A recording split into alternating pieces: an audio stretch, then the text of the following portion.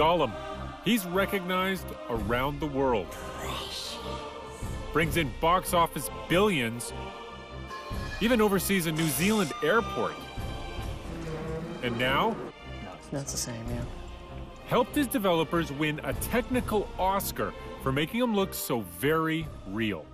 It's in my desk drawer right now. So. Rather modest developers. For me, it's been like one of the best parts of this whole thing is just getting to be really great friends with Simon. Like it's sliding around. We were either going to be friends or kill each other, basically. It was one or the other, so this is probably a more positive outcome. Yeah. Assist or action in. Working together at cutting-edge Weta Digital, their tissue program has helped take computer-generated characters to a whole new level. Tissue is a physically based simulation framework that allows us to build complex anatomical models, muscles, skin and fat, for virtual characters. It's that depth of detail that makes the difference. Other programs focus on the skin, but this one also builds the supporting flesh underneath, giving a much more realistic look. It's just a really cool way to make monsters, can say that. Supremely cool.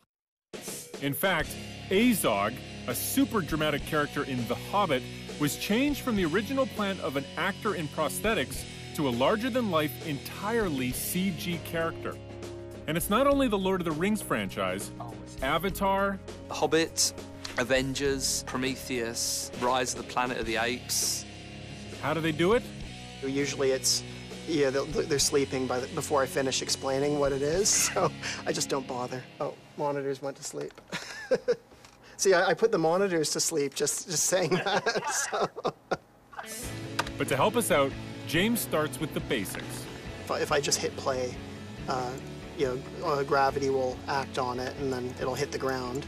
So like you have fat, it's really soft, but it conserves volume, so it's almost like a water balloon.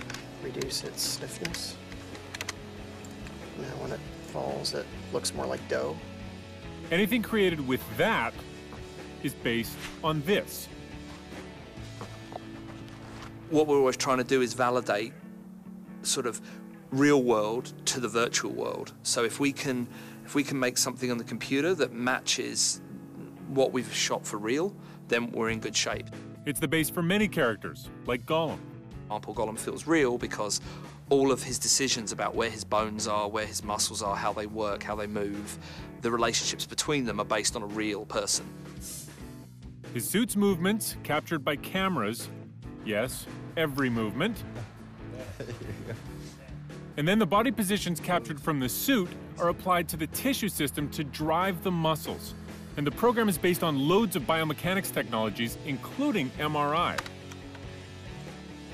This is like the best reference possible for figuring out, what everything should be doing.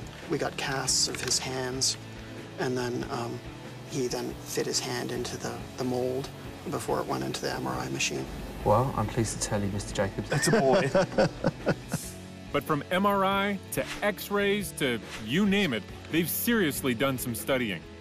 The latissimus here, which is the muscle, on your back, it's pretty neat because it sort of twists before it connects, it touches down onto the acromion. Because the more accurate their software, the more realistic their characters move. Something that allows faster, more accurate production. You're giving all the work to the computer rather than expecting an individual to, by hand go in there and adjust every wrinkle frame by frame in order to look correct. It's a game changer for filmmakers, but even getting Academy Award recognition hasn't changed these guys at all.